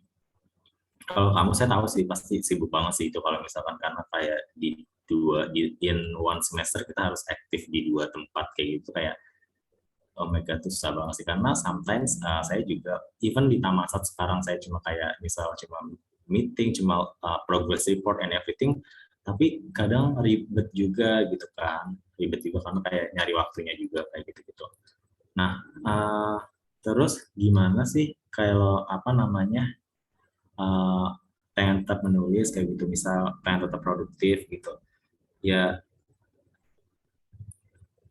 kamu mau nggak mau harus ini sih, emang harus bener-bener pinter-pinter manajemen waktumu juga gitu kan, maksudnya yang tahu schedule-mu kan kamu gitu kan, masih kamu yang tahu apa di UIN kamu sampai jam berapa, di sana kamu sampai jam berapa, maksud di weekendmu kamu punya kapasitas waktu atau enggak kan juga kamu aja kan yang tahu gitu, jadi ya benar-benar kamu time manajemennya gitu yang diatur gitu. Kalau misalkan emang apa namanya nggak bisa misal terlalu padat gitu, terus kamu tapi kamu masih pengen nulis, coba cari kelompok, cari tim gitu. Karena kalau kita tim kan kita kerja bareng, ya kan?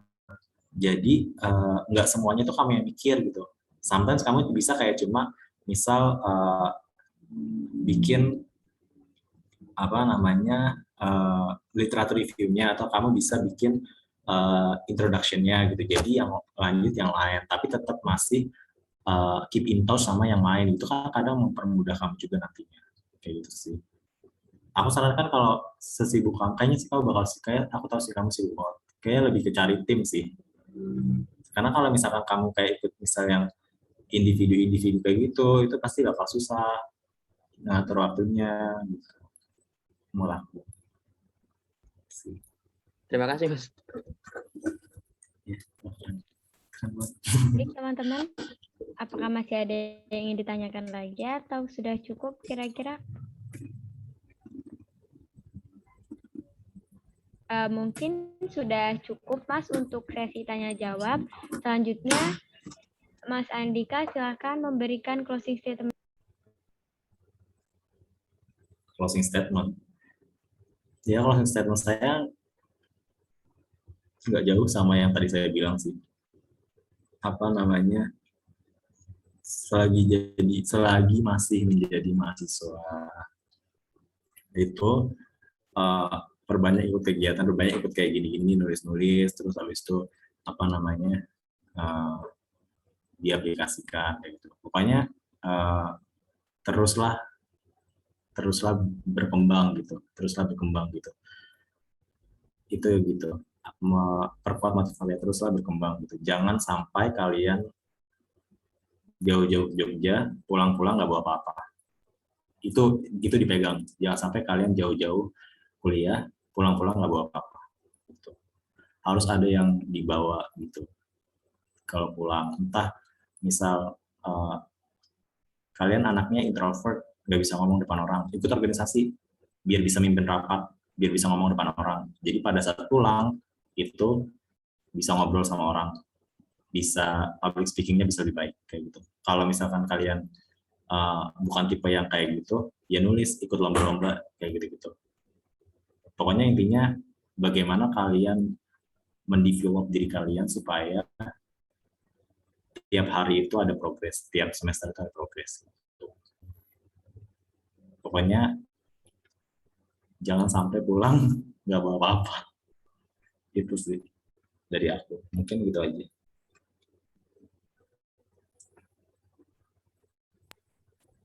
Baik, terima kasih banyak Mas Andika atas materi yang telah disampaikan dan juga teman-teman atas antusiasnya, pertanyaan, dan tanggapannya.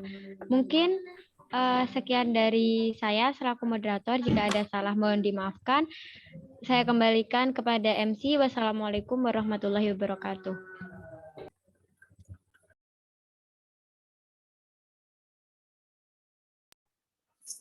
Terima kasih kepada Mas Andika atas materi yang sangat bermanfaat ini, dan juga kepada Mbak Laila yang sudah memoderatori acara siang hari ini.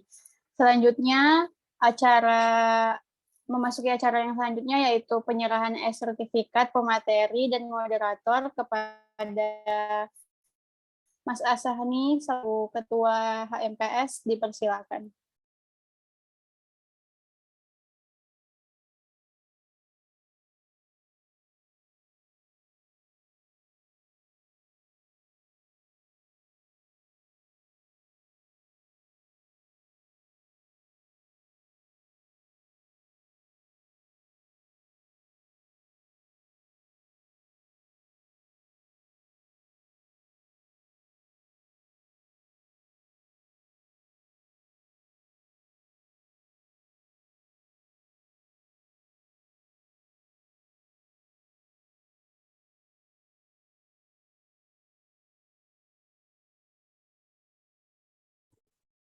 Ya, terima kasih atas kesempatannya. Ini ada sedikit kenang-kenangan dari kami segenap pengurus HMPS Kimia untuk Mas Andika selaku pemateri acara KPK pada siang hari ini. Semoga bisa menjadi menjadi amal ibadah emas untuk tetap bisa sharing informasi dan pengalaman serta yang lainnya. Itu sertifikat diserahkan secara simbolis ya Mas. Seperti itu. Ya, terima kasih Asani. Ya, sama-sama Mas.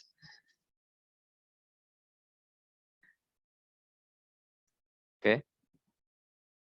Selanjutnya. Untuk sertifikat selanjutnya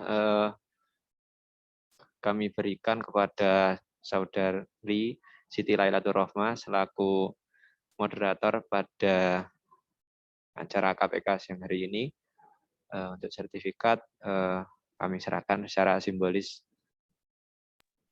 Terima kasih, Kak. Sama-sama. Baik, untuk sesi penyerahan sertifikat dicukupkan. Untuk waktu saya kembalikan kepada MC. Terima kasih. Terima kasih kepada Mas Asani. Sebelum acara ditutup, acara selanjutnya adalah sesi foto terlebih dahulu. Dimohon kepada seluruh peserta untuk menyalakan webcam-nya. Saya hitung slide pertama. 1, 2, 3. Slide kedua. 1, 2, 3. Slide ketiga. 1, 2, 3. Selanjutnya, sebelum acara ditutup, akan ada pengumuman terlebih dahulu dari Indah. Silakan kepada Indah. Assalamualaikum warahmatullahi wabarakatuh. Waalaikumsalam warahmatullahi wabarakatuh. Izin masuk ya.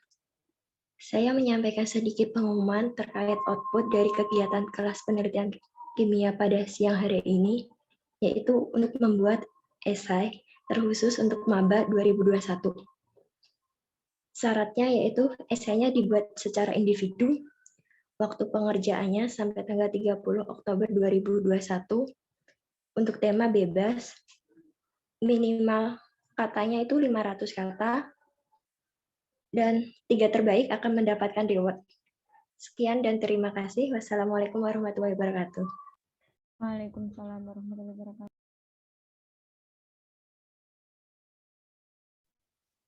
Terima kasih Indah atas pengumumannya. Jadi itu ya teman-teman, pengumumannya mengenai kelanjutan dari output kelas penelitian kimia siang hari ini. Tak kerasa kita sudah berada di ujung acara. Saya sebagai pembawa acara mohon maaf jika ada salah kata, dan saya mewakili seluruh panitia mengucapkan terima kasih sebanyak-banyaknya kepada Mas Andika sebagai pemateri, dan juga seluruh peserta sudah berkenan hadir dalam kegiatan kelas penelitian kimia siang hari ini. Mari kita tutup acara pada siang hari ini dengan membaca hamdalah bersama-sama. Alhamdulillahirabbil alamin. Akhirul kalam, wallahumma fiq ila aqwamit thoriq. Wassalamualaikum warahmatullahi wabarakatuh. Waalaikumsalam warahmatullahi wabarakatuh.